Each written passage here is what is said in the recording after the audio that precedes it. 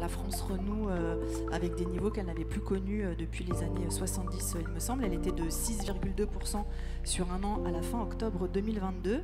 Vous, Pierre Madec, économiste, comment vous percevez cette inflation et les effets que la hausse globale des prix peut avoir sur les marchés de l'immobilier en général? Ce qu'on observe quand on regarde les chiffres, notamment de l'accession à la propriété, on a un taux d'accession, ce que nous dit l'INSEE, c'est qu'on a un taux d'accession à la propriété qui baisse, et on a un taux d'accession à la propriété qui s'effondre, et c'est pour ça que c'est intéressant de discuter d'OFS et de PRS ici, on a un taux d'accession à la propriété qui s'effondre chez les ménages modestes, quasiment divisé par 2 entre le milieu des années 80 et les années 2010-2015. Donc des prix très élevés, des ménages, la majorité des ménages qui sont solvabilisés par des conditions de crédit favorables, mais aussi un certain nombre de ménages qui n'ont pas bénéficié des conditions de crédit favorables et de leur assouplissement et qui se retrouvent face au mur des prix immobiliers très élevés.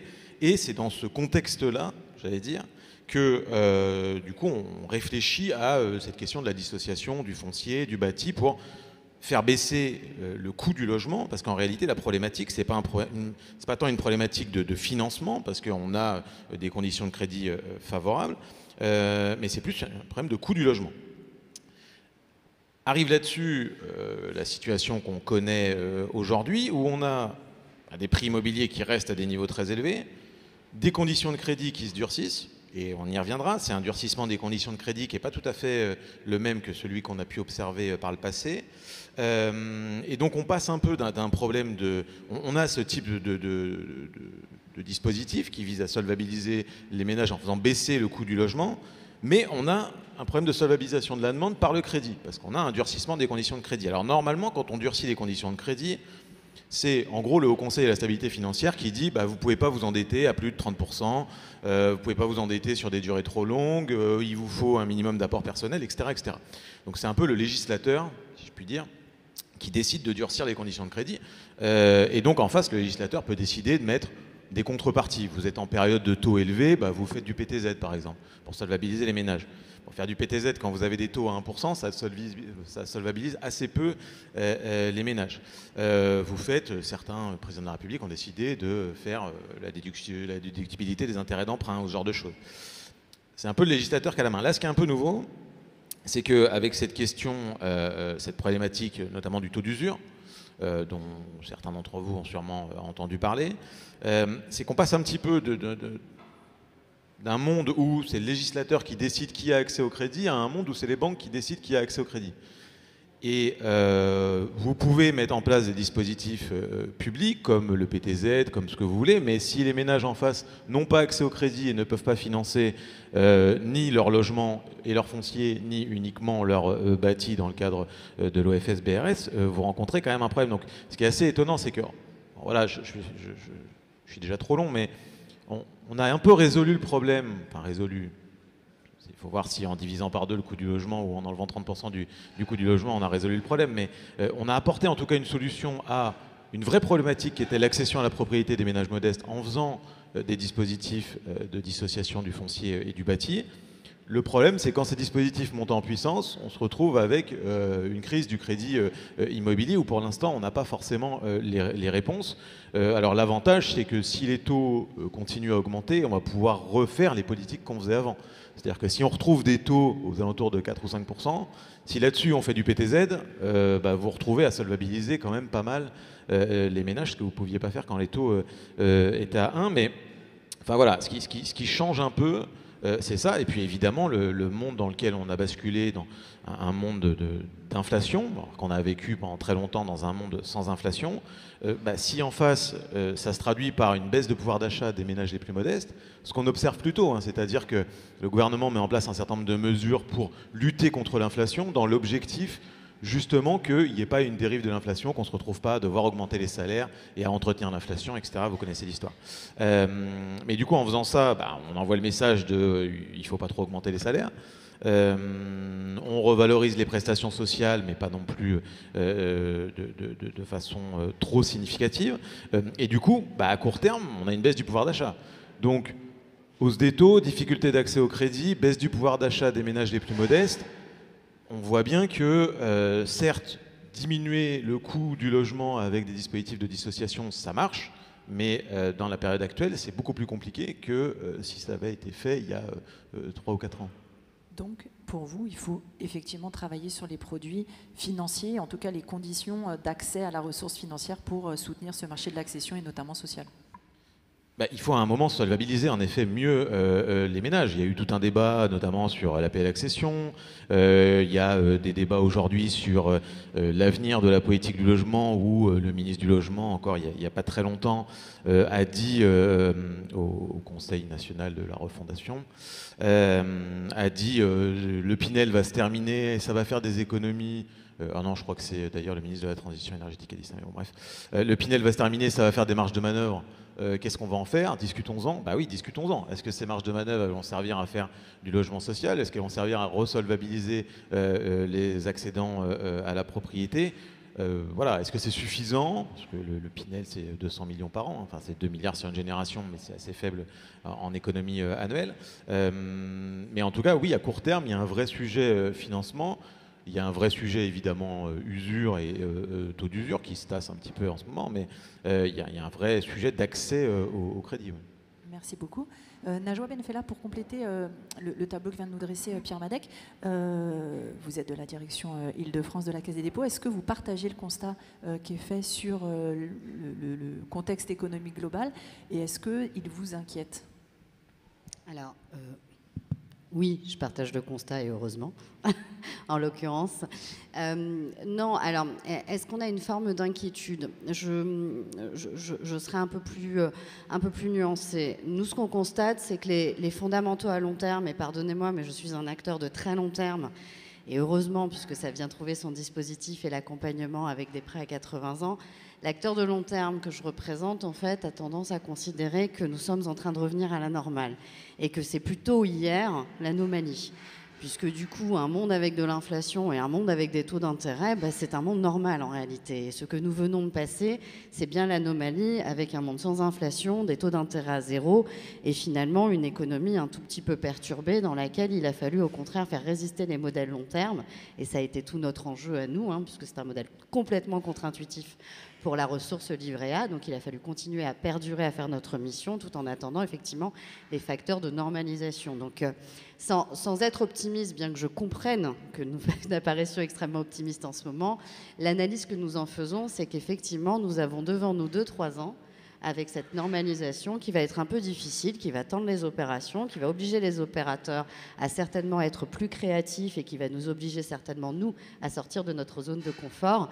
Mais tout ça pour tendre, en fait, à finalement quelque chose qui va se normaliser. Donc notre crainte particulière, c'est la remise en cause du modèle et de sa philosophie. Voilà. Donc le modèle, il est créé avec une forme de dissociation, avec une décote assez importante par l'économie du coût du foncier, un paiement étalé par l'accédant finalement à travers cette redevance et un accès au prix du marché. Notre petite inquiétude aujourd'hui, c'est effectivement le rôle des acteurs bancaires sur les accédants pour ne pas gripper la machine, puisque le pire pour nous, en l'occurrence, c'est de voir les OFS ralentir dans leur développement, puisque ça a un coût de repartir. Et pour nous, c'est extrêmement important d'être assez agile pour vous accompagner dans cette phase transitoire, y compris en réfléchissant de façon collective sur la robustesse de vos modèles. Mais en tout cas, on est à peu près convaincus là-dessus. Mais on porte plutôt un message. Alors, je ne crois pas qu'il soit optimiste. Je crois qu'on a juste un message, en l'occurrence, de garant de long terme en disant...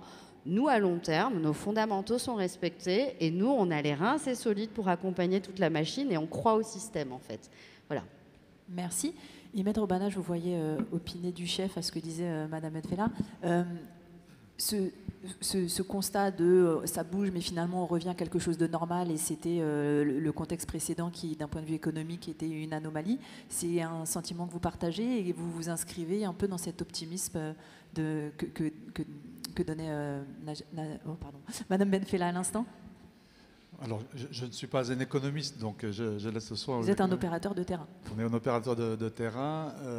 Effectivement, je pense que malheureusement, ça fait un moment que je travaille dans le logement social, donc j'ai connu ces périodes où le taux de livret A était à 4%, etc. Donc, effectivement, je pense qu'aujourd'hui, on était dans une période un peu anormal. Nous, on a vu cette inflation vraiment de manière importante au lendemain de la crise du Covid, en fait. Il faut savoir que nos clients, c'est des gens qui gagnent entre 1 SMIC et 2 SMIC et demi. La hausse des coûts de construction, on avait un coût de construction qui était aux alentours de 1 200 € hors taxe du mètre carré. Au lendemain de la crise du Covid, on a eu pratiquement 15% de plus, on est passé à 1 400 €. Et c'est là où on a pris l'option de transformer toutes nos opérations qui étaient en PSLA en BRS. Et le BRS nous a permis de garder cette clientèle. Pour nous, il était très important qu'on puisse loger ces personnes qui ont des revenus modestes ou moyens ou modestes. Donc l'inflation, elle est là. On a eu 15% donc, juste après le Covid. Sauf que là, elle est en train de s'accélérer. En un an, on a pris pratiquement 30%. Aujourd'hui, on est passé de 1 400 à 1 800 € hors taxe du mètre carré. C'est insupportable. Enfin, que c'est insupportable, on ne peut pas, un modèle économique, le faire tourner ou avec une inflation qui prend 15% par an pendant 3 ans. Donc c'est un enjeu vraiment fondamental d'arriver à ce que ce modèle puisse trouver sa place. Alors, juste pour dire aussi de savoir où va la valeur, en fait, parce que ça aussi, c'est quelque chose d'extrêmement important. Je ne sais pas si les uns et les autres, vous avez vu une communication des Échos du mois de juillet de l'année dernière où, je ne vais pas nommer le fournisseur de matériaux, mais qui annonce que l'année 2022 sera une année, non pas la meilleure des 2 dernières années, mais un record historique dans la construction. Aujourd'hui, c'est complètement déraisonnable. La machine est en train de se gripper. Nous, on pense que l'activité va nettement baisser. Et peut-être que cette activité qui va baisser sera nécessaire pour que je dirais, la tension sur les coûts baisse. Parce qu'aujourd'hui, on a l'impression que même si on mettait de l'argent public, c'est le tonneau des Danaïdes et on ne fait qu'alimenter cette inflation. Donc pour nous, cette période est très compliquée. Donc il faut qu'on arrive à la passer sans malgré tout complètement arrêter la machine parce que nos besoins sont là. Nous, on est sur un territoire où on a eu 8000 personnes dans la rue il y a un an. Il y a encore une manifestation le 1er avril prochain. Donc c'est explosif. Vraiment, ça devient extrêmement tendu. Donc ne pas être au rendez-vous, c'est très très compliqué. Mais en même temps, comment le faire ? Merci. Nathalie Demélay, même question pour vous. Le constat qui est fait, est-ce que vous le ressentez? La hausse des coûts de construction, j'imagine que comme tous les acteurs, vous la voyez également. Et est-ce que vous estimez que ça fragilise la possibilité pour le BRS de permettre à des populations qui étaient éloignées de l'accession de pouvoir y accéder? Alors bonjour à tous. Donc moi je vais parler non pas en tant qu'opérateur mais en tant que collectivité. Donc forcément je vais avoir des propos un peu différenciés. Déjà, alors nous on ne le ressent pas sur notre territoire parce qu'on a des prix administrés. Alors je sais, on va dire encore Rennes. Donc le prix de vente est plafonné. Autant vous dire qu'aujourd'hui son plafond à 2055 € ne fonctionne plus. Puisque je souscris totalement à ce que vient de dire Imed. Nous, on est à 1 900 € hors taxe. Donc aujourd'hui, on a une réelle difficulté pour continuer à produire de l'accession sociale à la propriété avec les opérateurs. Donc on est obligé d'imaginer de la péréquation, de mixer les produits BRS avec des produits sous plafond COP. Et voilà, d'essayer de faire de la gymnastique et de mixer tout ça pour obtenir des équilibres d'opération.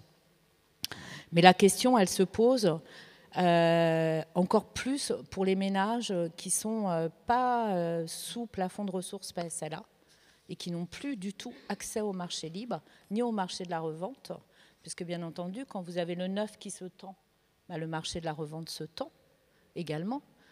On a une explosion du prix de la revente du logement existant. Et aujourd'hui, sur Rennes, en neuf, le prix moyen, c'est 5 800 € du mètre carré. 5 800 € du mètre carré, autant dire qu'avec le BRS, on arrive à toucher les ménages jusqu'au 3e décile. Alors le premier décile et la moitié du 2e décile, c'est plutôt des publics qui sont logés par le parc social locatif. Donc, on a des ménages du 3e décile, effectivement, qui sont relativement bien, enfin, qui peuvent trouver des propositions dans le cadre du BRS. Et dès qu'on passe au 4e décile, du fait de nos positionnements en zone BA, je ne veux pas être trop... J'ai fait un petit calcul, Christian, hein, on a 1 200 € d'écart par catégorie de ménage entre, si on prend un ménage composé de... Quelle que soit la composition, hein, je viens de vérifier, donc quelle que soit sa composition de nombre de personnes, il y a 1 200 € d'écart au plafond de ressources entre la zone BA et les zones, par exemple, ABIS. Et pour autant, on a un marché libre qui se tend et qui devient complètement inaccessible et qui rattrape les marchés qu'on retrouve dans les zones les plus tendues. Hein. Je vous dis 5 800 € du mètre carré. Sur Rennes, on avait, et encore, on est un territoire où on maîtrise globalement le processus de production du logement. Donc on a un réel problème, et un réel problème qui aujourd'hui, alors Imed parlait de manifestations, nous on est en train d'élaborer nos nouveaux programmes locaux de l'habitat. Il y a des réunions de concertation avec les habitants, plusieurs réunions de concertation, et à la surprise, je pense, à la fois du vice-président délégué à l'habitat, Honoré Puy, ici présent, et de la présidente Nathalie Appéré, des gens lambda hein, qui ont été mobilisés par notre AMO grand public.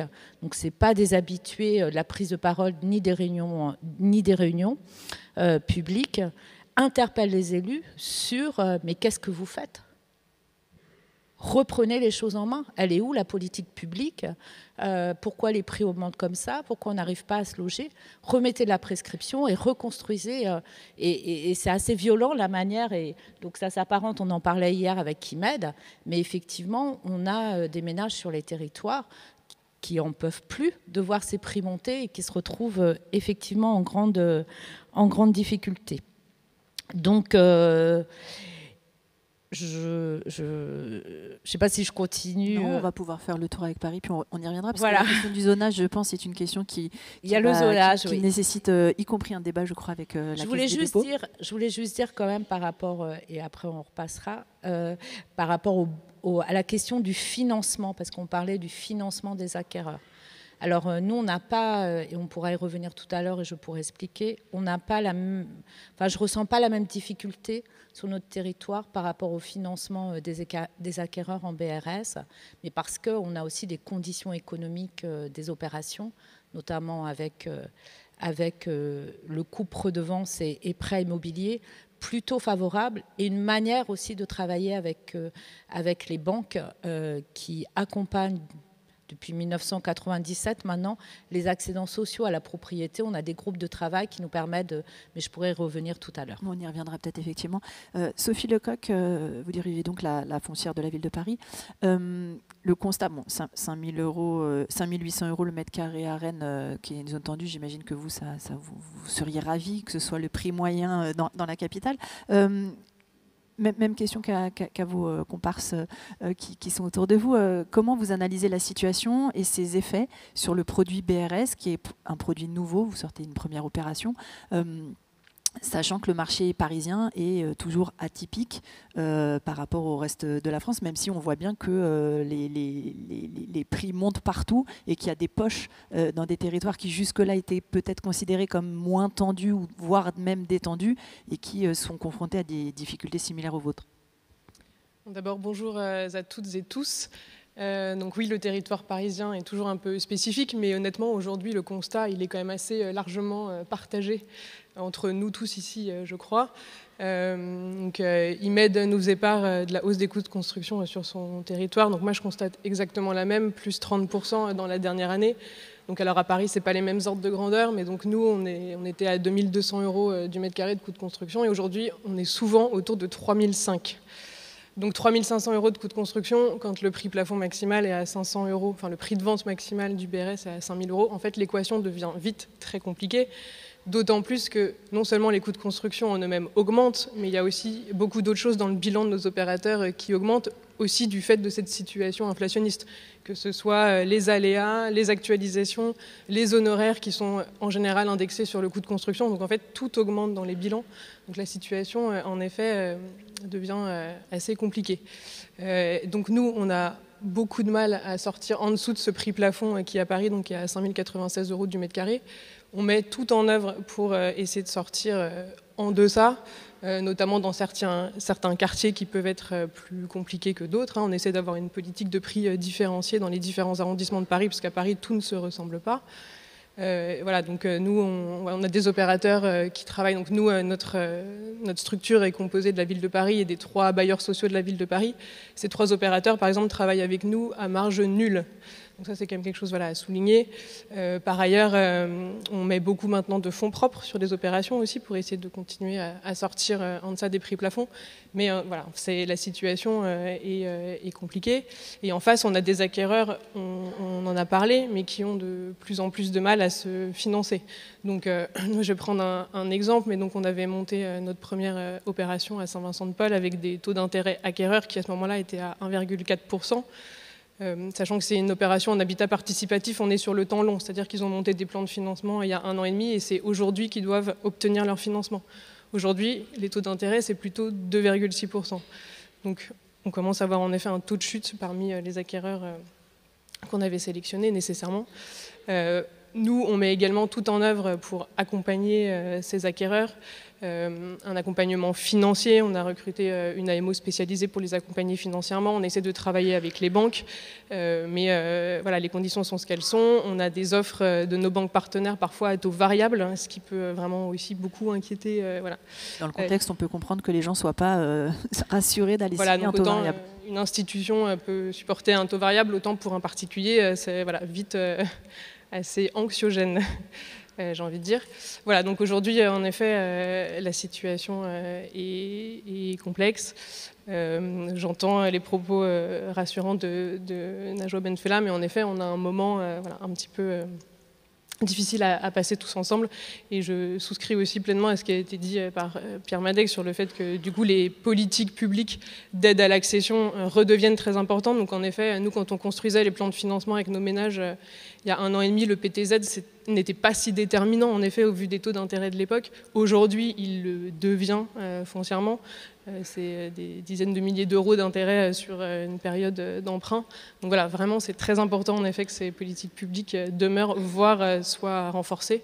Et ça a été évoqué hier aussi, mais un PTZ qui pourrait aussi s'appliquer aux reventes, et donc pour des produits qui ne seraient pas que dans le neuf, ça serait absolument fondamental, parce que quand les produits auront plus de 5 ans, les acquéreurs qui, à ce moment-là, devront les acheter sans PTZ, aujourd'hui, on ne voit pas très bien comment ça pourrait se passer. Merci. Imed, on n'a pas parlé des conditions d'accession au crédit pour les acquéreurs sur votre territoire. Est-ce que vous observez des difficultés ou est-ce que, pour l'instant, ça passe ? Pour l'instant, ça passe. Pour l'instant, ça passe. On a quelques cas où, effectivement, le taux d'usure pose question, mais pour l'instant ça passe. Alors on n'a pas d'offre en coût variable, parce que je pense que dans une période où les taux sont en train de monter, c'est quand même dangereux, et on souhaite que nos partenaires bancaires ne proposent pas ce type de crédit à nos clients, mais en tout cas pour l'instant ça passe. Par contre, c'est vrai que hier, ce qu'on a entendu par certaines banques qui sont inquiets sur le profil de nos acquéreurs qui, compte tenu de la situation économique, peuvent être fragilisés, nous inquiète. Et c'est pour ça que je voudrais vraiment insister sur le fait que dans le cadre du BRS, c'est une accession extrêmement sécurisée. Donc en fait, je ne vois pas où se trouve la difficulté par rapport au financement de nos clients. En plus, c'est extrêmement sécurisé, on les accompagne jusqu'au bout, et c'est très très important. Il faut que nos partenaires bancaires, qui nous ont toujours accompagnés, continuent évidemment à accompagner nos accédants, parce que sans ça, si nos accédants ne sont plus financés, tout le système tombe en fait. Donc ça, c'est vraiment un élément important sur lequel je souhaiterais quand même, parce que hier, effectivement, dans une des tables rondes avec nos partenaires bancaires, on a senti quelques doutes quant aux capacités à accompagner des clients qui ont des revenus moyens, voire modestes. Donc, ce qui veut dire que peut-être il y a encore besoin de faire de la formation, de la sensibilisation des partenaires bancaires sur le fait que la présence d'un OFS derrière un acquéreur est facteur de sécurité pour la banque qui prête des sous. Ah oui, absolument. Je pense que Et ça, c'est pas assez pris en compte selon vous aujourd'hui? Je pense que on a vu que c'est aussi des banques avec des caisses régionales, donc chaque caisse est plus ou moins, je dirais, sensibilisée sur ce sujet. En tout cas, c'est ce qui explique aussi que peut-être que sur notre territoire, jusqu'à présent, on n'a pas trop de difficultés à financer nos clients. Merci. Tout à l'heure, oui, Nathalie, vous vouliez dire quelque chose? Non, je pense que c'est la méthode aussi et la manière dont on construit les articulations entre le travail sur le financement des acquéreurs, le travail sur les opérations, les équilibres d'opérations et bien entendu les politiques locales de l'habitat. Et en ce qui nous concerne, sur Rennes Métropole, on est en train de redéfinir nos produits, notre prix administré du BRS, j'aime pas ce terme, mais bon, du BRS.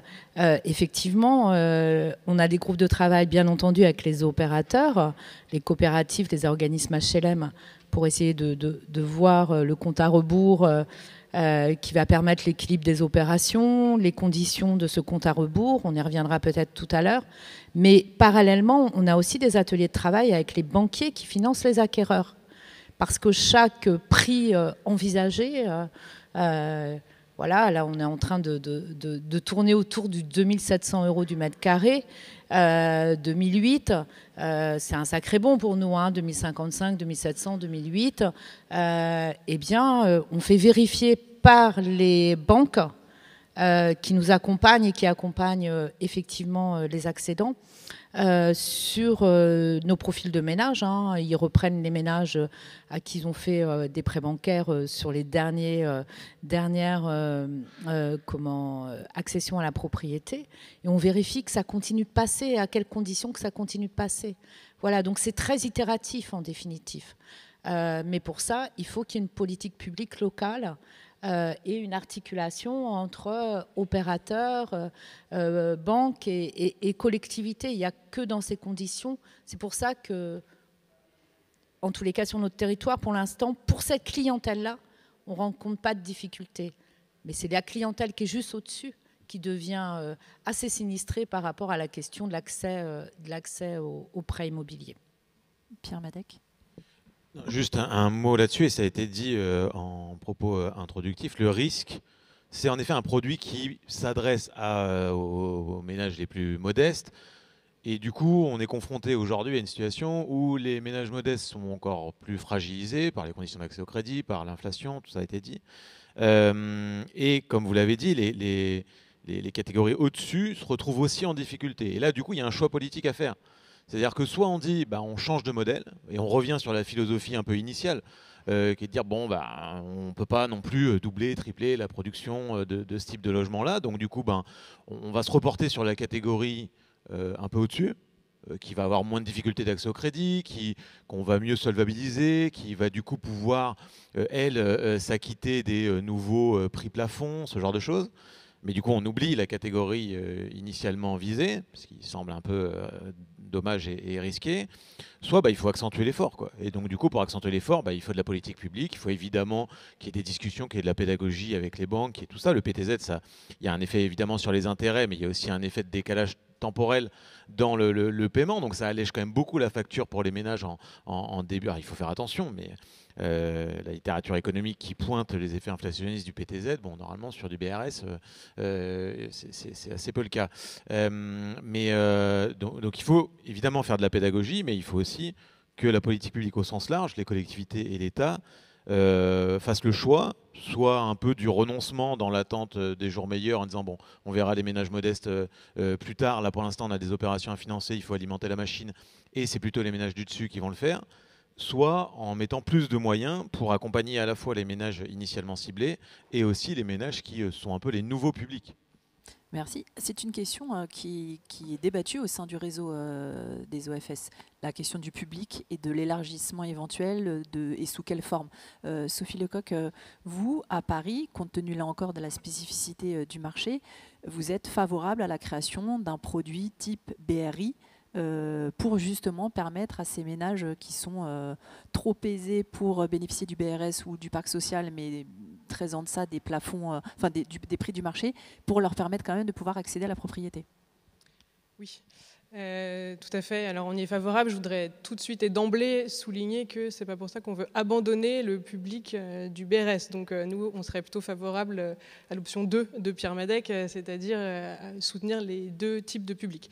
Donc nous, ce qu'on souhaiterait, c'est en effet la création d'un dispositif complémentaire du BRS et pour un autre segment, mais non pas à la place donc, du BRS, voilà, pour toucher une autre partie de la population. Je prends un exemple là, sur nous, les ménages qu'on touche avec le BRS. Si je prends un peu notre ménage type, sachant qu'à Paris, notre politique du BRS, elle est principalement à destination des familles, puisque c'est la catégorie de population qui a le plus de mal à se maintenir à Paris, hein, avec l'arrivée des enfants. Et à Paris, on n'a pas d'autres dispositifs d'accession sociale à la propriété. Donc juste pour remettre ce contexte-là, le BRS, nous, c'est notre unique dispositif d'accession sociale à la propriété. Et c'est ce dispositif qui nous permet de recréer des parcours résidentiels, notamment, de faire sortir des ménages du parc social, ce qui n'existait plus depuis 20 ans, parce que quand on est dans le parc social, on y reste, parce qu'on ne peut absolument pas accéder à autre chose à Paris. Donc, si je prends ce ménage type, par exemple, de 4 personnes, le BRS, nous, on touche le 4e décile de la population parisienne de 4 personnes. Ensuite, l'accession libre à Paris, c'est à partir de la fin du 7e décile, sur cette même catégorie de population, donc même voire 8e, et on avait fait un moment des projections à 10 ans, alors c'était quand le marché de l'immobilier était ce qu'il était il y a 1 an et demi, mais tout de même, dans 10 ans, il n'y avait plus que le 9e décile de la population qui pouvait accéder à la propriété à Paris. Voilà, pour vous dire, et donc le BRS, lui, touche le 4e décile. Donc nous, on a clairement un trou dans la raquette, si je puis dire, au milieu, entre ce 4e décile et la fin du 7e décile, d'une population donc de classe moyenne qui, en gros, n'a accès à aucun dispositif et typiquement ne se constitue aucune épargne en général, paye un loyer très élevé dans le parc privé et voilà, et ne se constitue pas d'épargne. Donc, et ce que je voulais dire, peut-être aussi pour répondre à ce qui a pu être dit hier sur la création éventuelle d'un tel dispositif, donc l'idée déjà, c'est qu'il serait donc une fois de plus complémentaire, hein, et que le BRS pourrait tout à fait demeurer comme il est, avec une TVA à 5,5, etc. Et pour la création de ce BRI, on pourrait typiquement imaginer des avantages fiscaux, mais par exemple dégradés par rapport au BRS, enfin, exactement comme ce qui se fait sur le modèle du locatif social, c'est-à-dire qu'on a le locatif social et le locatif intermédiaire, avec des avantages par l'État, mais qui sont moindres pour le locatif intermédiaire que pour le locatif social, mais qui aident quand même le dispositif. Donc on pourrait tout à fait imaginer créer un dispositif de BRI sur ce modèle-là. Par ailleurs, au-delà donc, de répondre, et ce qui est absolument fondamental, à une demande des classes moyennes, ce dispositif, je pense, économiquement pourrait être intéressant pour nous aussi, et notamment dans le contexte qu'on a amplement décrit au début de cette table ronde. Nathalie Demélay évoquait le fait que pour sortir ces opérations en BRS, elle avait besoin de faire des opérations mixtes et d'équilibrer avec d'autres produits. Donc nous, c'est le cas aussi. Notamment, on fait des opérations mixtes et à Paris, c'est le cas depuis très longtemps avec du libre et du locatif social, par exemple, des prix de la VFA encadrés, hein, qui permettent de faire de la péréquation entre le libre et le social. C'est aussi ce qu'on commence à développer en BRS, parce que de toute manière, à Paris, on est obligé d'intervenir voilà, dans le diffus, si je puis dire.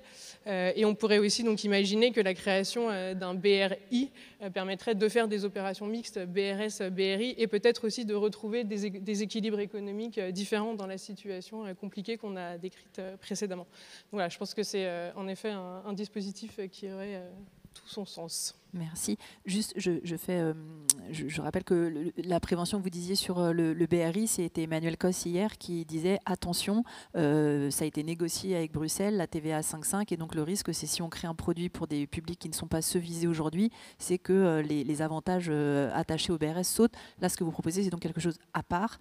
Et est-ce qu'il faut le circonscrire à quelques endroits, parce je pense qu'on va reparler du zonage tout de suite. Ça pose la question aussi de est-ce qu'il faut un BRI partout ?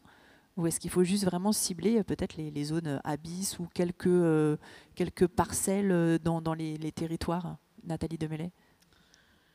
Je sais pas. En tous les cas, il faut couvrir aujourd'hui en zone B1. Alors nous, on n'est pas dans la situation parisienne. Donc soit on approche la question par une plus grande homogénéisation des plafonds de ressources, de l'accession sociale et moins d'écarts, puisqu'on n'a pas ces écarts-là de marché. Je laisse Paris à part, hein, mais si on se compare à d'autres, moi je vais me comparer à Nantes, métropole. Nantes, ils ont 1 200 € de plus par mois pour entrer sous plafond de ressources BRS. Donc voilà, donc c'est ça la réalité. Il y a une très grande hétérogénéité aujourd'hui et une inéquité qui est liée au zonage, hein, tout simplement. Hein. Les problématiques de zonage, c'est vrai pour ce sujet-là, c'est vrai aussi pour l'investissement locatif, etc. Donc à chaque fois, on revient, on tourne autour de ces questions de zonage, mais ces questions de zonage créent des exclus permanents. Et ça, aujourd'hui, on est un peu démunis pour pouvoir, dans un contexte d'augmentation des prix de l'immobilier, on est un peu démunis pour essayer d'assurer une réponse à ces besoins-là en articulation. Et ça grippe toute la machine.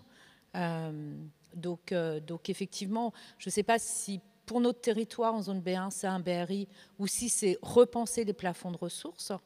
Déjà, dans un premier temps, on aurait une homogénéisation, un rapprochement des plafonds de ressources au regard de la situation des ménages, du marché, etc.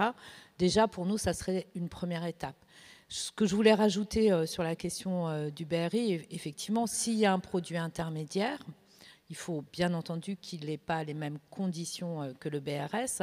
On le fait très bien avec, par exemple, le LLI de CDC Habitat. Pour un parc, je le souligne, je n'ai rien contre le LLI, mais pour un parc qui est non pérenne et qui est recyclé au bout de 10 ans sur le marché de l'investissement. Donc voilà, c'est une TVA à 10% qui est déclenchée. Et 10 ans après, c'est du parc qui est revendu et qui échappe totalement au contrôle de la trajectoire du logement tel qu'il avait été pensé initialement.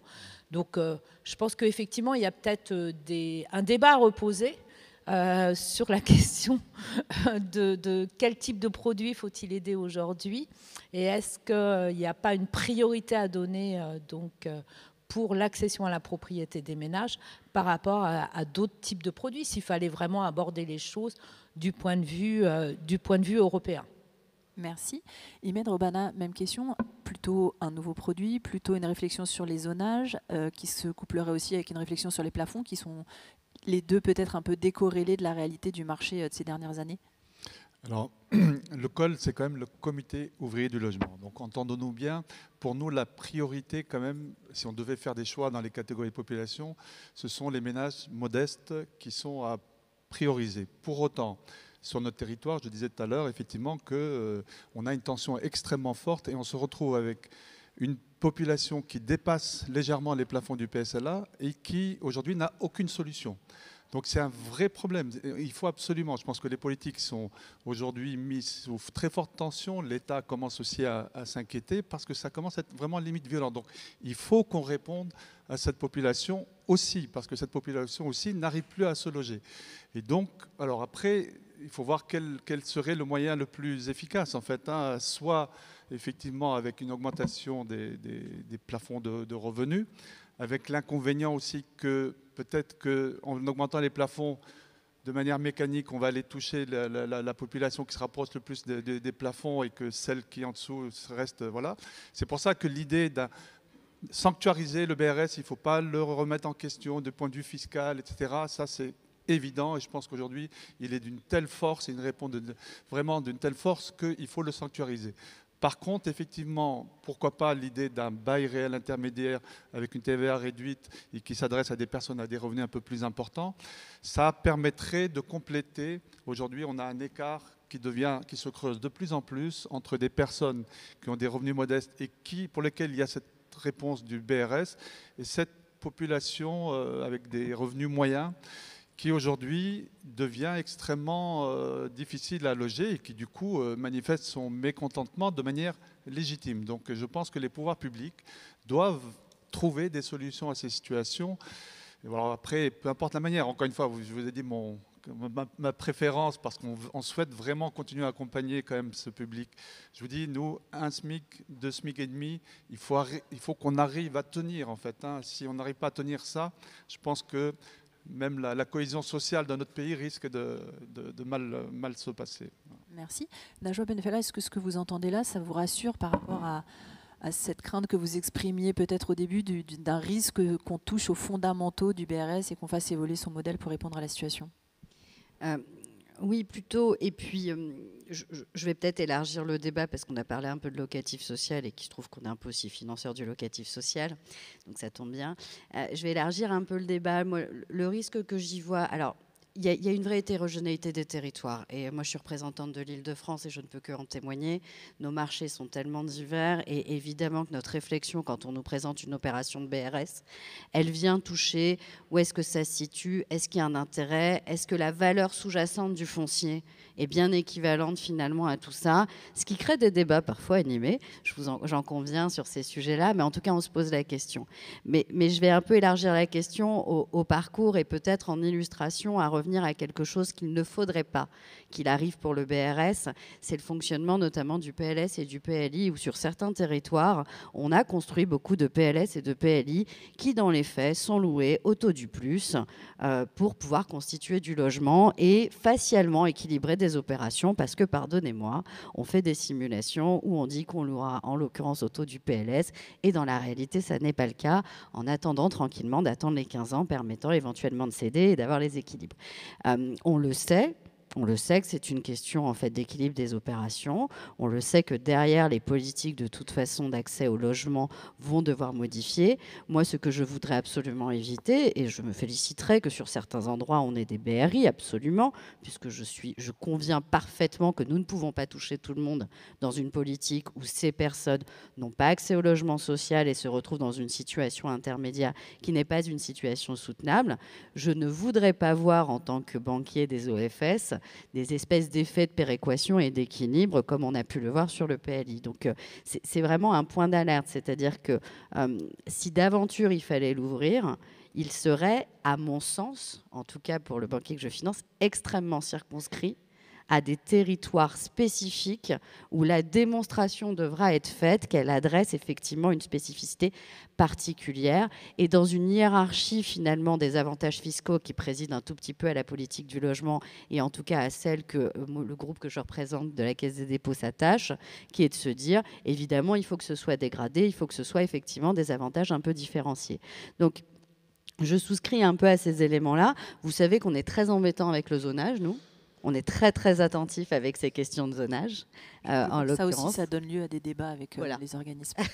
Et on a un certain nombre de débats. Je pense qu'au-delà du zonage, dont on peut parfaitement faire la critique, parce que vous admettez tous dans votre propos qu'il y a toujours des exceptions et que c'est extrêmement difficile de faire une règle très homogène qui emporte. Je pense que pour nous, le sous-jacent extrêmement important, c'est de ne pas dévier le sens du produit initial. Voilà, vraiment, on va s'attacher systématiquement et dans les débats parfois animés que nous avons ensemble sur les démonstrations, et on vous pousse à nous faire des démonstrations de marché et on vous pousse un tout petit peu plus loin parce que malheureusement, la plupart d'entre vous nous connaissez dans le logement social. Je vous rappelle simplement une chose, c'est que dans le logement social, la personne qui dit où il faut construire et qui a la compétence à faire, c'est l'État, à travers ce qu'on appelle l'agrément.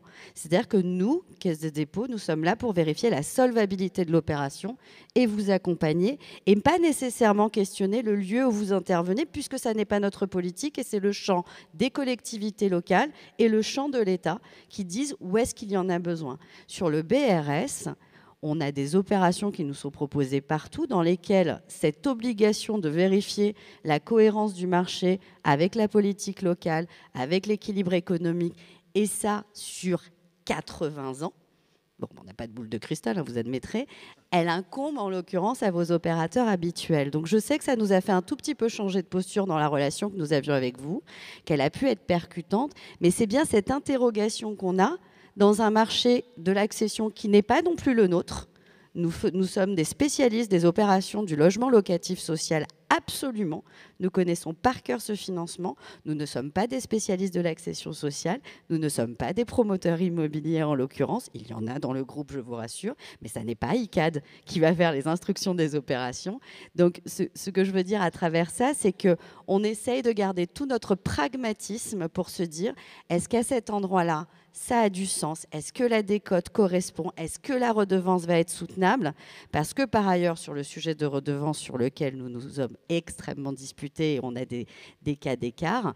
Pour nous, ce qui est important, encore une fois, c'est le 80 ans et demain, le risque de copro dégradé. Je sais que c'est un gros mot, je sais que ce n'était pas utile, mais on est un tout petit peu aussi dans ce type de politique territoriale. On a aussi un tout petit peu cette dimension d'intervention territoriale. Et quand on s'interroge sur notamment le reste à charge pour le ménage et sa solvabilité au global, on est aussi, nous, dans cette réflexion de « et dans 20 ans, quand il faudra refaire ? Et dans 20 ans, quelles seront les normes ? Et dans 20 ans, quelle sera la capacité des ménages ?» Vous me répondrez, ils seront partis, il y en aura des nouveaux.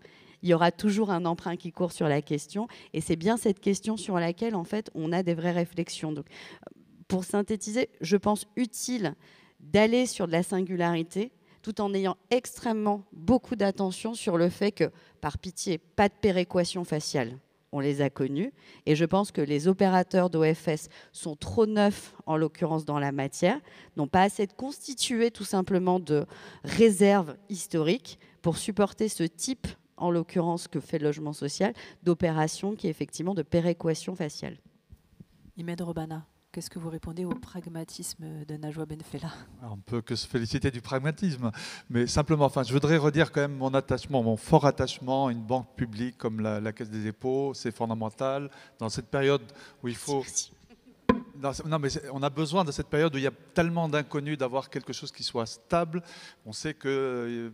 à plusieurs reprises, en fait, le modèle même de la Banque des dépôts, la Caisse des dépôts a été remis en question divers gouvernements. Donc, je voudrais dire mon attachement et on a besoin effectivement que vous nous accompagniez. Mais on a aussi besoin que vous nous accompagniez aussi dans des secteurs qui sont moins tendus. On est sur un territoire, nous, qui est très divers. On a évidemment Biarritz et Saint-Jean-de-Luz, c'est presque des prix parisiens, donc extrêmement tendus.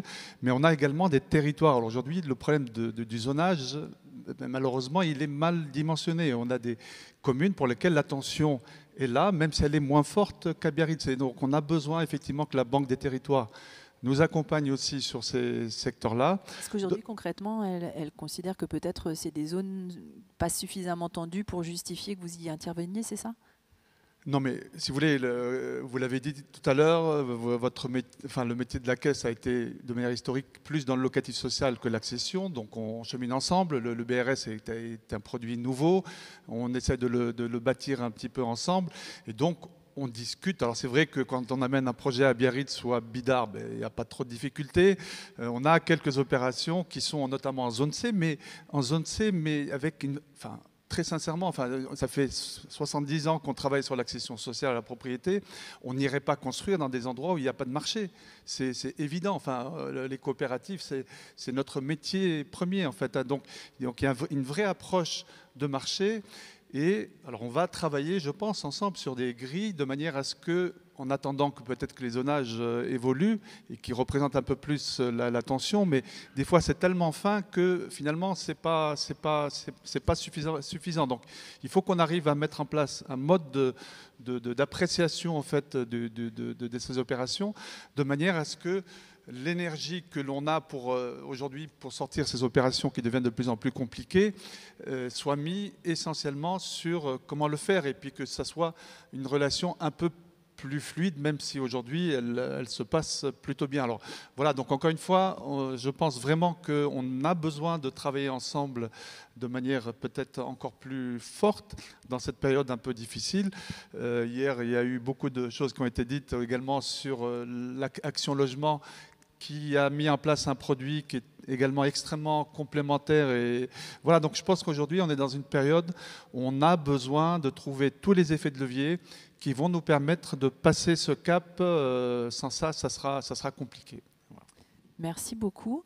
Traditionnellement, il y a une partie de la séquence qui vous est réservée. Donc, si vous avez envie de partager vos témoignages, vos expériences, vos questions, je vois une main qui se lève tout devant, Christian Chevet. Si d'autres personnes veulent poser des questions, n'hésitez pas aussi à vous signaler. Comme ça permettra pour l'hôtesse qui passe le micro de vous identifier. Merci. Après, sur la redevance, parce que c'est... Voilà. Bonjour à tous, Christian Chevet, président de la coopérative foncière francilienne. Donc je voudrais intervenir sur 2 points. Déjà, au sein du réseau, évidemment, on discute beaucoup hein, sur le fameux BRI, hein, qui est sujet de débat. C'est bien qu'on aborde ce débat-là dans ces journées. Donc, je vais vous faire part de ma position hein, sur le sujet. Bon, on peut comprendre que Paris a une situation particulière et qu'il faut des solutions particulières. C'est vrai aussi sur certains territoires, peut-être comme l'évoquait Nathalie ou Imed.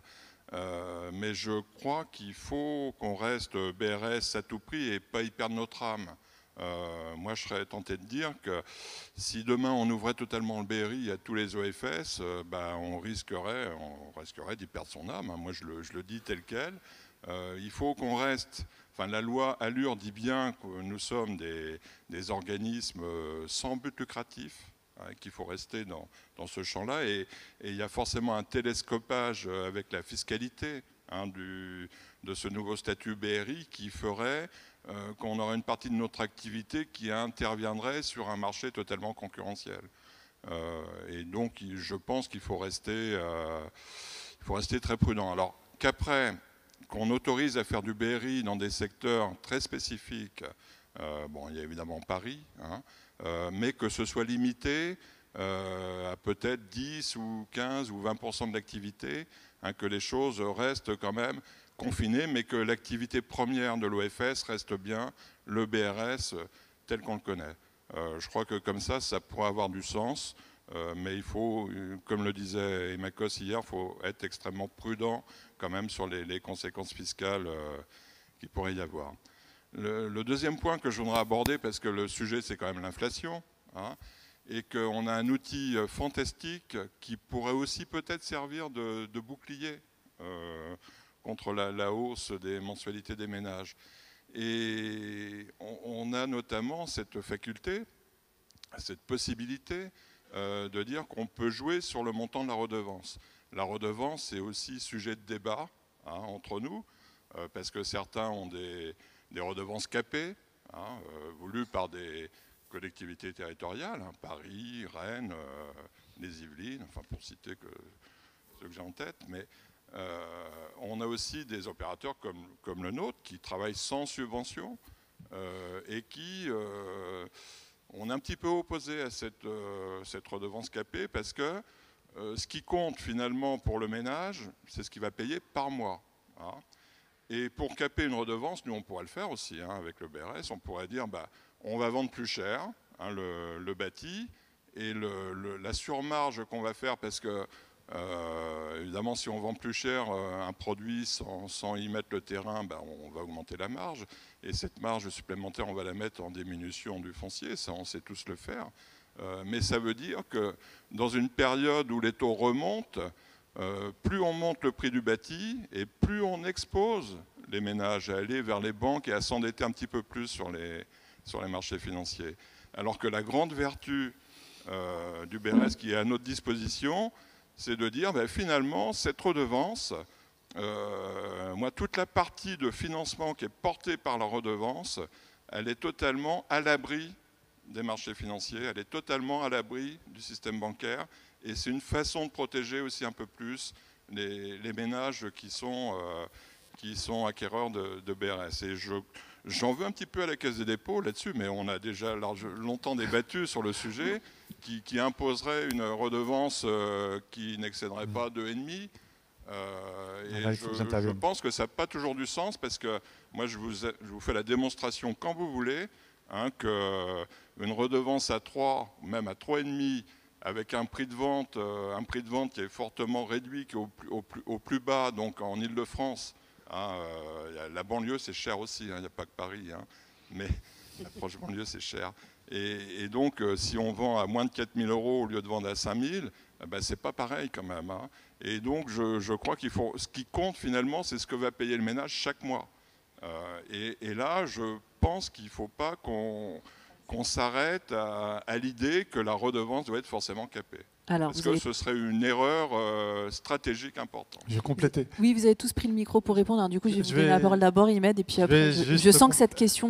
Non, mais parce que c'est vrai que... Alors d'abord, je voudrais, sur le BRI, effectivement, je suis tout à fait d'accord pour dire qu'il ne faut pas dévoyer le système. Donc le BRS doit rester le socle. Et effectivement, sur certains territoires, prévoir peut-être un BRI dans des proportions très limitées, enfin en tout cas en adéquation avec les besoins du territoire. Donc ça, là-dessus, je pense que c'est un point important. Alors, cette discussion sur le niveau de redevance, pour moi, est fondamentale. Et puis surtout, alors juste vous donner ce qui s'est passé sur notre territoire. En fait, je reçois un jour, on a fait une opération à Arbonne, qui est une commune très tendue, qui touche Biarritz, en fait. J'ai là Madame le maire d'Arbonne qui me fait un SMS un samedi en me disant « Monsieur Robana, nous sommes en conseil d'agglomération et dans les discussions sur le bail réel solidaire, on dit que la redevance à peu près correcte, c'est 0,5 € du mètre carré de surface utile.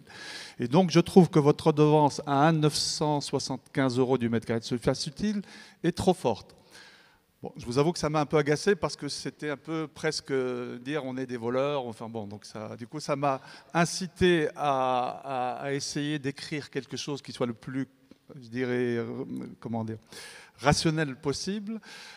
Et donc j'ai fait une note. Ça m'a donné l'occasion justement de démystifier parce qu'il se dit tellement de choses sur le sujet. Nous travaillons sur le BRS depuis 2017. Donc je vous assure qu'on a eu le temps de bien voir un peu tous les aspects de ce dispositif. Simplement, dans cette opération qui fait à peu près une trentaine de logements qu'on a livrés il y a 2 ou 3 mois en fait, nous avons eu accès à un terrain privé. Je dis bien terrain privé, c'est pour ça que c'est vrai que sur Rennes, moi j'adorais d'avoir des possibilités d'avoir des fonciers à des prix extrêmement réduits, mais bon, c'est pas le cas. Alors il faut qu'on fasse malgré tout. Je vous dis, la population attend qu'on fasse, donc il faut qu'on fasse. Terrain privé. Donc je lui dis, écoutez, Madame le maire, la maire, si vous souhaitez qu'on ait une redevance à 0,50, il y a 2 manières de le faire. Soit il y a une subvention de 500 000 €. S'il n'y a pas de subvention, ce sont les vases communicants en fait. Avec une redevance à 0,5, je peux même faire une redevance à 0,4 ou même 0,3. Mais à chaque fois, ce qui n'est pas dans le foncier va se retrouver dans le bâti. Et alors là, la démonstration, donc j'ai pris les éléments parce que ça me paraît extrêmement utile et éclairant. Alors, le T4, donc, on a livré il y a quelques mois. Alors, c'était des coûts de construction déjà il y a quelques temps, en fait. Donc, avec une redevance à 1,975 € du mètre carré de surface utile, on sort à 2230 € du mètre carré de surface habitable. Avec une redevance à 0,50, comment on y arrive? C'est que clairement, on répercute sur le bâti ce qu'on ne met pas sur le foncier. On sort à 3063 € du mètre carré. Donc, le T4 sera de 265 000 € au lieu de 193 000 €. Nos OFS, et c'est là où la force du travail qu'on a avec la Banque des Territoires, nous permet de lisser ça sur une très longue durée. Et avec une maîtrise en fait, de l'endettement. Nos clients, et je rejoins absolument ce qu'a dit Christian, en fait, nos clients vont emprunter sur une durée maximale de 25 ans et en plus à une période de taux d'intérêt qui est en train de remonter. Donc, tout l'intérêt que l'on a, c'est de solvabiliser. Alors, dans ce cas concret, puisque en fait, c'est une démonstration un peu mathématique presque, le ménage, pour accéder au logement avec une redevance à 1,975 € doit gagner 2 800 € net mensuels. Là où avec une redevance à 0,5, il faut qu'il gagne 3 250 € net mensuels. Donc, c'est-à-dire qu'un ménage de 2 850 € ne pourra pas accéder avec une redevance à 0,50 alors qu'il peut accéder à une redevance à 975. Et ce n'est pas fini, parce que vous savez que nos OFS sont... Nous, on a une expérience de l'accession à la propriété. Le PSLA, lorsqu'on a vendu le logement, une fois qu'il a revendu, on est sorti du risque, puisqu'on ne garantit pas l'acquéreur suivant. Nos OFS on a une garantie de rachat qui est sur toute la durée, donc c'est presque éternel. Donc le risque de rachat, il faut le mesurer, il faut le connaître. Donc quand vous avez un prix de vente qui est à 193 000 €, le risque est quand même moins important que 265 000 euros. Donc aujourd'hui, on est dans une conjonction d'intérêts entre une solvabilisation de la clientèle et des risques mesurés par rapport à nos OFS. Donc c'est pour ça que pour moi, vraiment ce sujet, on a des modèles qui sont très différents, des modèles de collectivité, des modèles de PFL. Là, ce sont des stratégies politiques. Soit on veut mettre de l'argent public, ou est-ce qu'on veut un modèle qui soit autonome du point de vue financier, et auquel cas, ce n'est pas les mêmes éléments d'appréciation. Merci. Nathalie Demélay.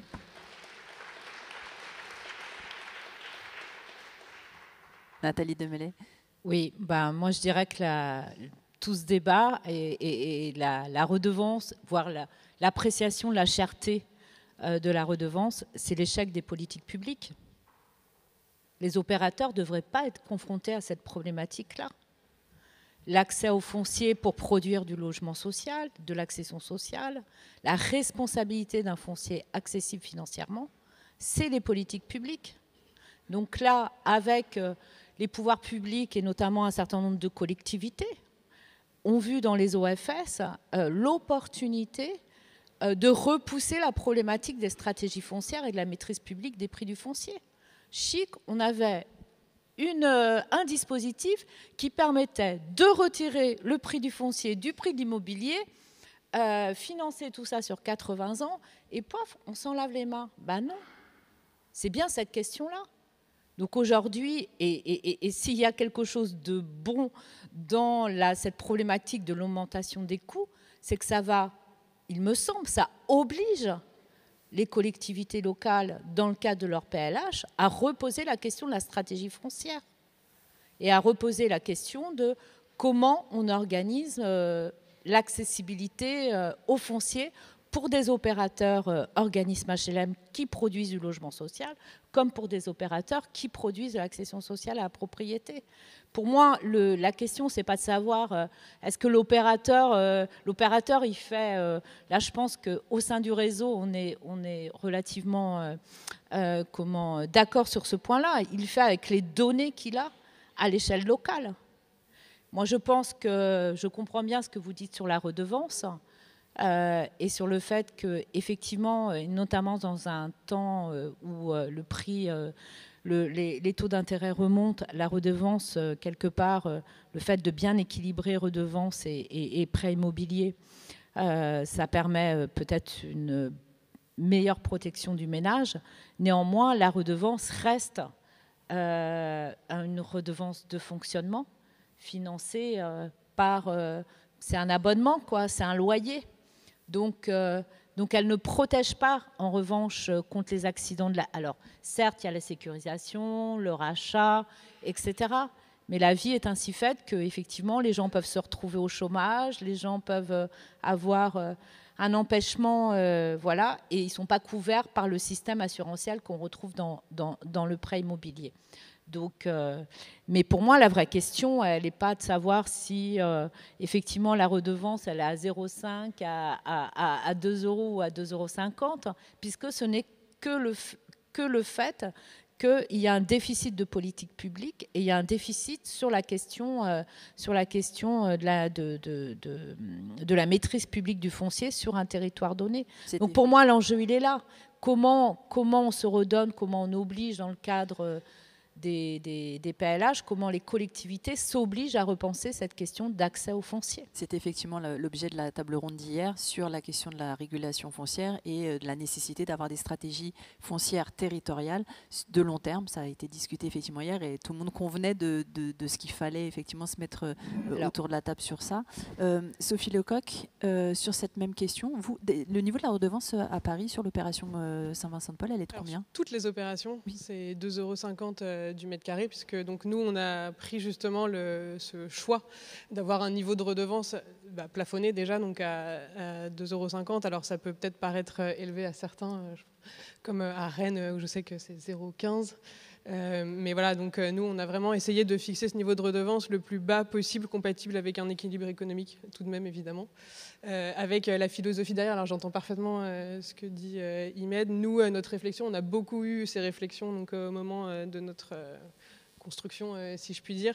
Et on a fait le parti de ce niveau de redevance plafonné exactement pour les raisons qu'évoquait Nathalie Demélé à l'instant, c'est-à-dire qu'on s'est dit, en fait, c'est quand même vraiment le prêt et l'achat vraiment des droits réels en tant que tel qui constitue une sécurité pour le ménage, et c'est bien ça qui va lui permettre de se constituer une épargne et donc une sécurité et de transmettre à ses enfants, etc. Et la redevance foncière, ça reste une forme de loyer à perte, entre guillemets, et donc c'est pour ça qu'on a fait ce choix, même si j'entends tout ce que vous dites, mais voilà, donc après beaucoup de réflexion, nous on est arrivé à cette conclusion-là, et donc de vouloir voilà, plafonner au maximum cette redevance, et sachant qu'on voit bien quand même quand on discute avec nos ménages que la redevance est quand même quelque chose qui les questionne dans tout ce dispositif, parce que ça reste un loyer dans un dispositif qui est de l'accession quand même sociale à la propriété.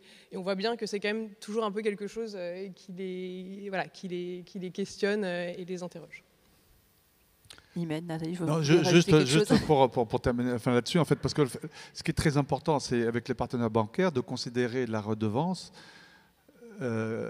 qu'il faut qu'elle soit rajoutée à la mensualité sur le bâti, de manière à ce que le taux d'endettement soit pris sur la somme des deux. Donc cette redevance, de toute façon, elle aurait été payée à la banque, en fait. C'est pour ça que, pour moi, la redevance, elle fait partie comme si c'était l'emprunt bancaire, mais il n'est pas payé au banquier, il est payé à l'OFS. Donc ça veut dire quoi? Ça veut dire que nos clients, pendant 25 ans, vont payer la redevance et la mensualité comme s'ils la payaient la banque.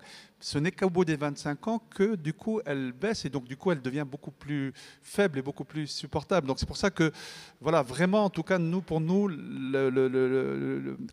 l'élément fondamental, c'est de faire en sorte que le couple redevance, prix du bâti, donc mensualité sur le bâti, nous permettent d'avoir une ouverture de cible de clientèle qui soit la plus large possible. C'est ce critère-là qui nous... Avoir une redevance à 3 € pour pouvoir faire de l'accession sociale à Biarritz. Enfin, je veux dire que si on ne peut pas faire de l'accession sociale à Biarritz, à Saint-Jean-de-Luz, partout, on a un outil qui va nous permettre aujourd'hui, on est dans une période où on parle des artificialisation nette, il va falloir économiser le foncier, etc. C'est absurde qu'il y ait dans certains endroits où on ne peut pas faire de l'accession sociale à la propriété. Et c'est absurde que cette accession reparte sur le marché, qu'ensuite il faut trouver d'autres terrains, etc. Donc c'est pour ça qu'il faut qu'on soit en capacité de produire partout. Et on sait qu'aujourd'hui, on est dans une période de tension sur les finances publiques. Donc, il faut qu'on trouve le bon compromis. Et pour nous, on l'a trouvé de cette manière. Merci. Najwa Benfella, vous étiez interpellée directement par Question Chevet. Et puis là, il y a voilà, 3 organismes, enfin 2 organismes et une collectivité qui font état de leur position sur la redevance. La redevance, ça reste quand même, et Pierre Laurent, il était ici à la table ronde des partenaires financiers hier et l'a évoqué, ça reste quand même une question qui chafouine un peu la Banque des Territoires. Alors ça nous chafouine beaucoup, d'autant que vous aurez noté que nous finançons tout le monde avec des points de vue très différents. Et que derrière, il faut trouver une conciliation. C'est-à-dire que non les financiers, je souscris absolument à la démonstration que vous faites, et certainement que nous présenterons des opérations, comme ça a déjà été le cas, au-dessus de 2,50 €. Les opérateurs franciliens en sont témoins. Nous n'avons pas un dogmatisme absolu, et lorsque nous allons en comité d'engagement en expliquant totalement l'ensemble des éléments, il se trouve que nous convergeons vers une forme d'intelligence collective. Ça reste un élément peut-être à garder en tête, et nous sommes un peu le gardien du temple d'une forme de philosophie autour de la dissociation foncier-bâti avec cette question de redevance qui apparaît pour nous comme une charge perpétuelle. Alors vous m'opposerez qu'une dette à 80 ans est une dette perpétuelle, et j'en conviendrai en l'occurrence, mais on vous embête un peu avec cette question-là parce qu'on vous demande de faire la démonstration jusqu'au bout. Christian, vous le savez, on a monté des opérations, on aura cet éternel débat, je le crois en l'occurrence, autour de cette question-là, et vous n'enlèverez pas notre conviction absolue qui est de s'assurer de la pérennité sur le terrain avec un second marché, un troisième marché qui va s'opérer, dont nous devrons tous apprendre collectivement la manière dont il fonctionnera. Et comme nous sommes présents 80 ans, nous vous rappellerons systématiquement ces éléments-là. Je le disais dans mon propos introductif, il va falloir être agile Je pense que la question couple prix de vente, redevance dans un contexte peut-être d'accès au crédit un peu moindre va nous-mêmes nous interpeller et il va falloir qu'on puisse nous-mêmes prendre la question. Mais en tout cas, on n'a pas de dogmatisme absolu. Et peut-être pour répondre aux politiques publiques et à la question, en l'occurrence, de la maîtrise du foncier, il se trouve que par hasard, même si l'idée a déjà été évoquée, le sujet de la sobriété foncière, le sujet des anticipations et sur le territoire tendu que je représente en Île-de-France, nous questionne nécessairement et nous-mêmes, Banque des Territoires, sommes en train de réfléchir à constituer des foncières d'anticipation publique parce que vous avez raison, on est juste en train de revenir dans un temps où moi, il y a très très longtemps, j'étais monteur d'opération et on captait les terrains très très tôt en attente de mutation pour pouvoir permettre de faire plein de choses très différentes sans attendre des formes de péréquation. Je pense que ce sujet autour des foncières de maîtrise, en tout cas, moi, Banque des Territoires, sur mon autre métier auprès des collectivités locales et en tant qu'investisseur, je l'adresse tous les jours pour proposer de faire des foncières d'acquisition et on l'a fait sur les quartiers de gare du Grand Paris avec les PFIF et on a une foncière dédiée qui nous permet d'accéder du foncier économique en attente de mutation pour dans 15 ans le proposer à des prix plafonnés et permettre d'avoir une diversité de la programmation, ça fait aussi partie des éléments. Donc c'est un sujet que nous prenons aussi dans notre autre casquette et dans notre axe de développement territorial. Et je conviens absolument que nous allons encore avoir d'excellents débats dans les jours qui viennent, mais que nous devons être un peu le gardien du temple de quelque chose que nous allons continuer à apprendre ensemble et où je crois que vous continuerez à entendre ce dogmatisme autour des 2,50 € tout en ayant parfaitement conscience que nous adressons les opérations avec un maximum de pragmatisme et lorsque c'est nécessaire et lorsque la démonstration est faite, je crois que nous avons toujours répondu au financement en étant là. Pierre Madec. Non, peut-être juste dire un mot sur le sujet de la table ronde, qui est BRS et inflation. La question de l'inflation, c'est qui la paye à la fin. Et donc, on débat là depuis, je n'ai pas l'heure, mais depuis 1 heure, en réalité, on débat de qui va payer cette inflation. Et le plus souvent, la réponse qu'on apporte à cette question-là, c'est les ménages à la fin. Soit directement, parce qu'ils vont avoir des produits qui vont être plus chers, s'ils arrivent à y avoir accès, soit indirectement, parce qu'on va proposer d'autres produits. J'entends, il n'y aura pas de substitution, mais dans des territoires où il y a une contrainte foncière qui est très forte, faire du BRI, c'est soit pas faire de BRS, soit pas faire de logement social, soit pas faire de logement libre. Mais il y a un moment, vu qu'il y a une contrainte foncière, on ne peut pas non plus tout faire. Et puis, il faut bien équilibrer les opérations. Et donc, voilà, directement, indirectement, dans un contexte où le pouvoir d'achat des ménages s'érode quand même, c'est les ménages qui payent. Et donc, remettre, en effet, dans l'équation financière, le fait que dans un contexte d'inflation, jouer sur le prix du foncier, le ministre parle d'encadrer les prix du foncier, on parle de comment on régule ces prix-là, ça rentre dans le coût de l'opération. Et donc ça me semble intéressant d'appuyer sur le fait que ce n'est pas forcément aux ménages de payer cette inflation dans un contexte où on a cet outil hyper intéressant de dissociation foncier-bâti. Et donc ça peut être quelqu'un d'autre, l'État, les collectivités, les opérateurs, avec redevance ou sans redevance, mais qui prennent en charge ce surcoût lié à l'inflation, parce que à très court terme, les ménages ne sont pas forcément en capacité, soit de par leurs revenus, soit de par leur capacité à accéder au crédit, ne sont pas forcément en capacité d'accuser le choc, en tout cas dans les mois qui viennent.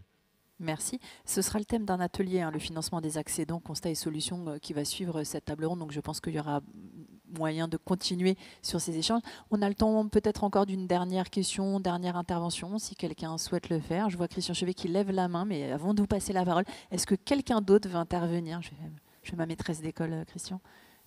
Au fond, je vous la redonnerai après la parole.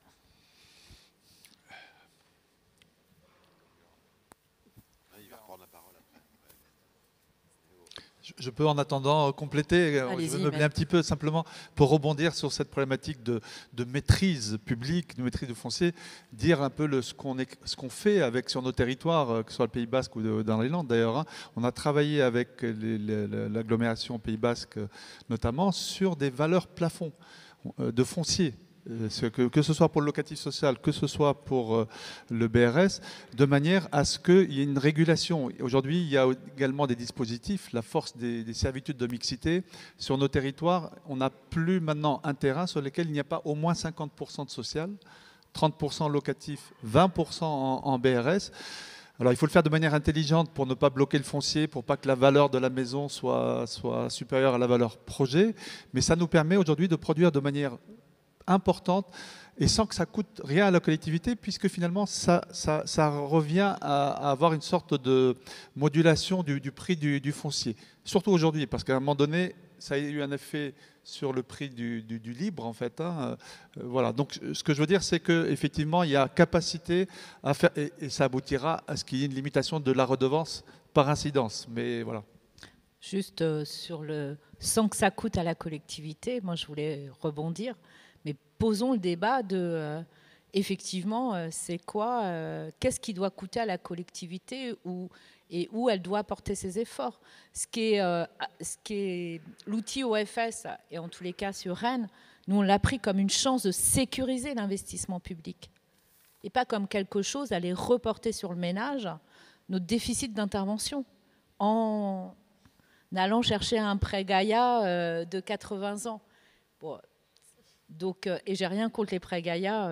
D'ailleurs, en tant que collectivité, on pourrait venir se financer, voilà, et c'est pas forcément aux OFS de porter le prêt Gaïa.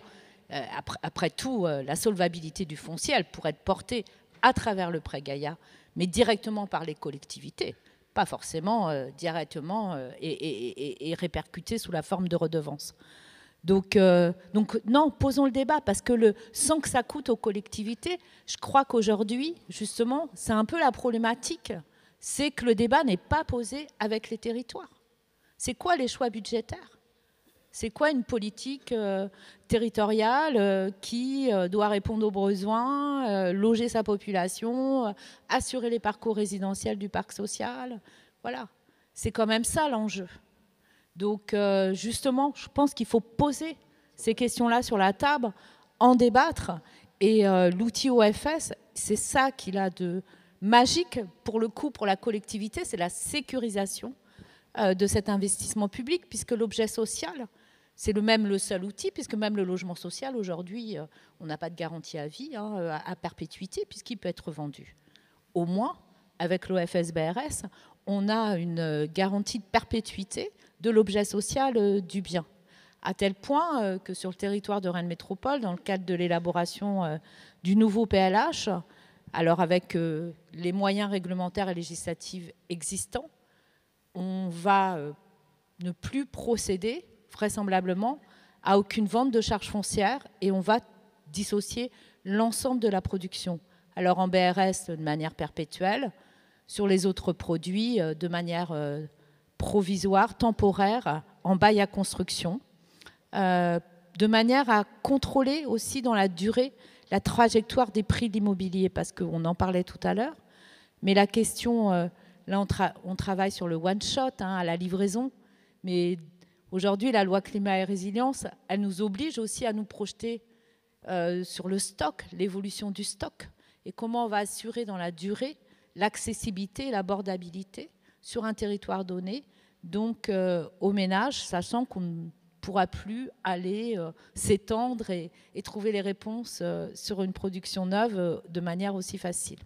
Donc voilà, je voulais juste dire que justement, sans que ça coûte aux collectivités, et je pense que c'est un peu ça le débat tronqué, c'est que, et j'accuse pas les opérateurs, mais souvent j'entends des opérateurs dire « je vais vous garantir effectivement que vous n'aurez pas besoin d'y mettre d'argent public ». Eh bien non, c'est pas vrai. Merci. On avait donc une question au fond de la salle, si vous pouvez... Oui, bonjour. Donc, Dominique Nguyen, Caisse des dépôts. Du coup, ça tombe très bien. Là, je relais complètement les propos de Mme de Meslay. La Caisse des dépôts donc, soutient bien les politiques publiques. Et c'est pour ça qu'effectivement, nous sommes dans ce dispositif OFS-BRS. Et dans la mesure où, effectivement, vous n'avez pas un foncier soit gratuit, soit bonifié d'une façon ou d'une autre par les collectivités, nous considérons que ce n'est pas seulement aux ménages de supporter effectivement le poids du foncier. Donc je pense que les propos de dire que, évidemment, si on baisse le prix du foncier, qu'on augmente le prix du bâti, ça va peser sur la solvabilité des ménages dans le crédit immobilier, on oublie un paramètre important qui est le fait de dire que dans le plan de financement, aujourd'hui, donc ça c'est un débat qu'on a beaucoup avec un certain nombre d'entre vous et qui va continuer, il y a aussi la quote-part des fonds propres que vous pouvez mettre. Voilà. Donc je ne vais pas ouvrir le débat ici parce que c'est un très gros sujet. Néanmoins, c'est un vrai débat. On ne peut pas mettre seulement dans l'équation prix du foncier, prix du bâti, parce qu'on ne va jamais s'en sortir. Donc faute de foncier quand même bonifié par les collectivités, parce qu'il y a des collectivités qui souhaitent faire du BRS mais sans rien mettre. Alors ça, évidemment, ça contredit complètement l'esprit du dispositif au départ. Et je rappelle quand même que nous sommes dans le champ de l'habitat social qui est caractérisé par deux choses. Plafond de ressources et plafond de loyer ou plafond de prix de revente. Or, dans le BRS, on voit bien qu'il y a un déséquilibre. Le plafond de revente, il n'est pas légiféré. Le plafond de redevance, il n'est pas légiféré. Donc là, on est complètement, effectivement, dans un dispositif où la Caisse des dépôts, nous, on va être un petit peu ce que dit ma collègue Najwa, c'est-à-dire un peu gardien du temple. On met en place le prêt sur fonds d'épargne, et s'il n'y a pas un plafond d'une façon ou d'une autre pour essayer quand même d'encadrer le BRS, nous ne sommes plus du tout dans l'habitat social, à notre avis. Voilà, c'est juste une précision pour laquelle, mais évidemment, la redevance de 2 €, 2,5 €, on essaye autant que de possible d'accompagner les opérations qui n'arrivent pas à sortir à ce plafond-là. Néanmoins, la cible vraiment commune, et je pense qu'il faudrait qu'on partage cette cible et pas forcément dire que c'est insortable. C'est une cible, évidemment. Il faut absolument tendre vers cette cible. Maintenant, comme encore une fois, sur l'Île-de-France, on a vu des opérations bien au-delà de ça. On est parfois même à 4 €. Enfin bon, voilà. Mais ça doit être absolument quand même dérogatoire. Merci. Merci. Christian Chevet, une dernière question, parce que vous avez le micro, mais courte, s'il vous plaît. Oui, je vais faire court, mais je voulais absolument dire... ça, c'est qu'il y a le mot solidaire dans EFS. Et la solidarité, elle est quand même portée par la redevance, par l'ensemble des ménages qui achètent. Et c'est une redevance qui sert à la solidarité entre les générations. C'est-à-dire que le foncier, il est payé sur 80 ans. Hein. Merci à la Caisse des dépôts, parce que j'adore la Caisse des dépôts quand même. Mais, on ne fait pas trop. Mais, ouais. On a plein de déclarations d'amour depuis hier. Je ne l'ai pas dit avant parce qu'Imed l'avait déjà dit, mais je veux dire, j'insiste sur ce côté solidaire qui est porté par les ménages. Et je voudrais aussi dire, là pour répondre à Nathalie, mais c'est un vieux débat qu'on a entre nous, que c'est de l'accession sociale à la propriété. Ce n'est pas du locatif social. Moi, je dis que les subventions doivent aller prioritairement au locatif social.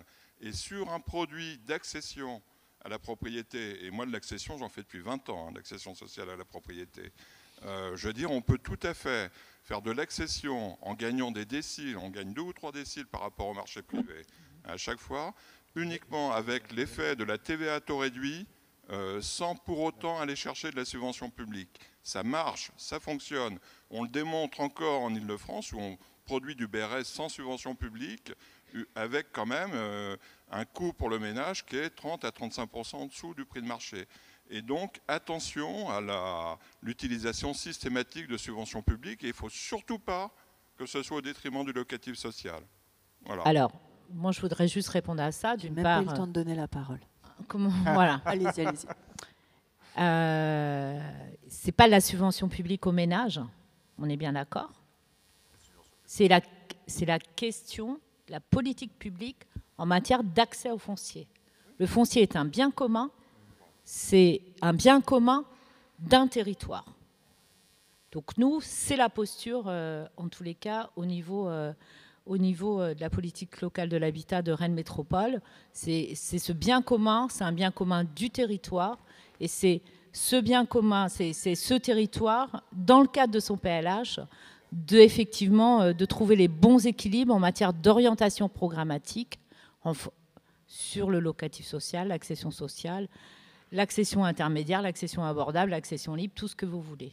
Mais pour nous, c'est effectivement le bien commun d'un territoire. Alors à l'échelle nationale, on pourrait dire le bien commun de la nation, mais voilà. Donc déjà, et puis on est obligé aussi de raisonner parcours résidentiel, Christian.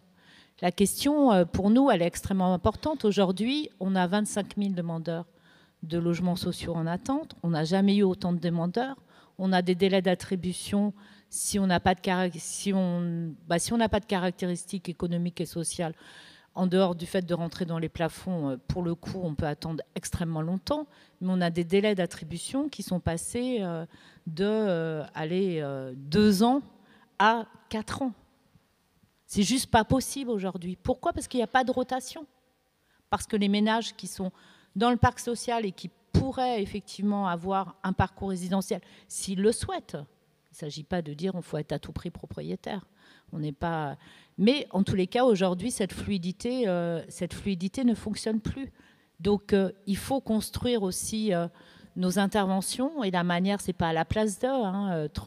Nous, on est à 25% systématiquement de production locative sociale, 30% même sur le cœur de métropole, auquel on ajoute 15% d'accession sociale à la propriété.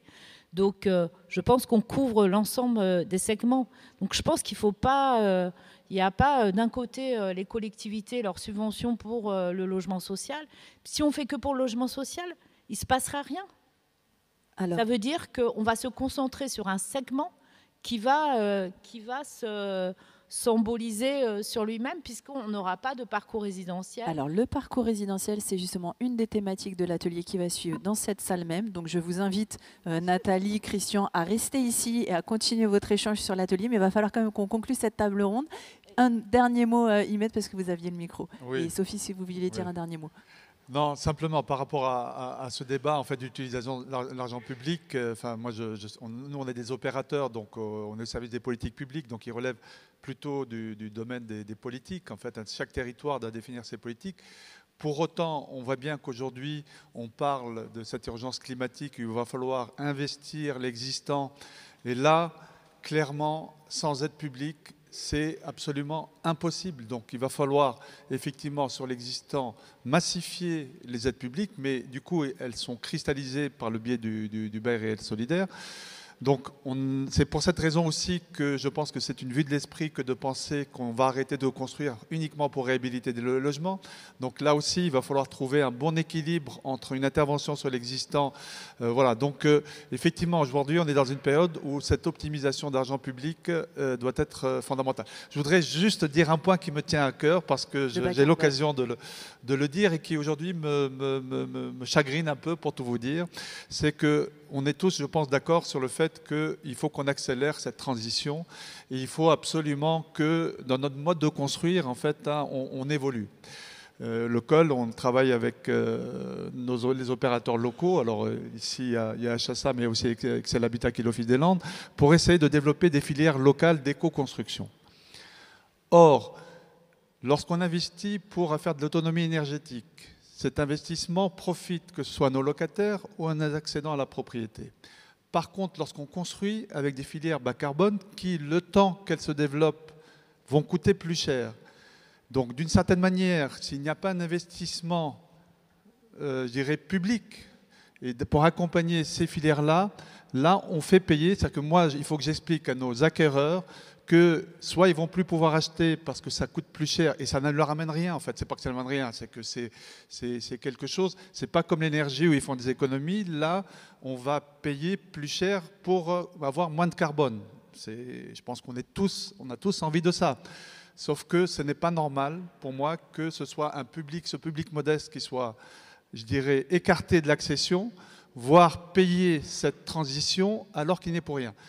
L'État a mis en place 30 milliards d'euros dans ma prime rénov' et c'est très bien, sauf qu'on se rend compte que cette prime rénov', il y a une bonne partie qui part pour changer la chaudière tout en restant sur des passoires thermiques. Moi, j'ai fait un calcul, on fait à peu près 15 000 logements par an en accession sociale par an. En accession sociale. Partons sur 5 000 BRS par an. 20 000 euros par 5 000, ça fait 100 millions. 100 millions sur 3-4 ans. Pour booster ces filières et qu'on y aille et qu'on ne prenne pas du retard. Moi, je pense qu'il faut absolument accélérer et non pas prendre du retard. Et ça nous permettrait non seulement de pouvoir être prêts, mais être prêts pas en excluant ce public qui, malheureusement, n'y est pour rien dans cette problématique climatique. Merci beaucoup. Sophie, un tout dernier mot. Tout dernier mot sur la question des subventions publiques, mais ça tombe bien parce que je vais rebondir sur ce que dit Imed, juste pour préciser. Donc à Paris, le BRS n'a pas de subvention en tant que telle, sauf pour produire des logements qui sont très performants climatiquement et donc justement alléger cette charge pour les ménages parce qu'on partage complètement cet objectif. Ça, c'est juste le premier point. Et quand même, pour rebondir sur ce que disait Christian Chevet précisément, moi, je ne suis pas sûre de bien comprendre pourquoi est-ce qu'on ne peut absolument pas subventionner publiquement l'accession sociale, sachant que là, on parle vraiment d'une accession sociale qui est tout à fait pérenne. Donc, c'est quand même la différence fondamentale avec ce qui était fait avant, et d'ailleurs, qui fait que la ville de Paris avait arrêté l'accession sociale. C'est parce que, justement, l'investissement public n'était pas sanctuarisé et que les ménages pouvaient revendre au bout de quelques années au prix du marché libre. Et donc, ce qui faisait qu'à Paris, on avait totalement arrêté l'accession sociale. Le fait est qu'aujourd'hui, le BRS a un produit totalement sécurisé et durable puisque les ménages ne pourront revendre que sous plafond de ressources ad vitam aeternam, si je puis dire. Donc pour moi, partant de là, je ne comprends pas très bien pourquoi est-ce qu'il ne pourrait pas y avoir d'investissement public. Et pour moi, ça fait partie aussi de la politique foncière de la ville. Donc la ville nous a capitalisé, donc ce n'est pas une subvention en tant que telle, mais enfin, je pense que ça recoupe ce que disait Christian Chevet. Mais ça fait partie de sa politique foncière, en fait. C'est-à-dire qu'à Paris, mais je ne vais pas redévelopper, parce que Yann Brossa l'a déjà dit hier, on a des charges foncières administrées, on a des prix de la VFA encadrés, on a des réserves, etc. Donc on a mis en œuvre toute cette politique. Et par ailleurs, on a capitalisé la foncière de la ville de Paris pour pouvoir aussi intervenir, comme le disait Imed, mais sur des fonciers libres, etc. Parce que tout le foncier n'est malheureusement pas administré au sein de la ville de Paris.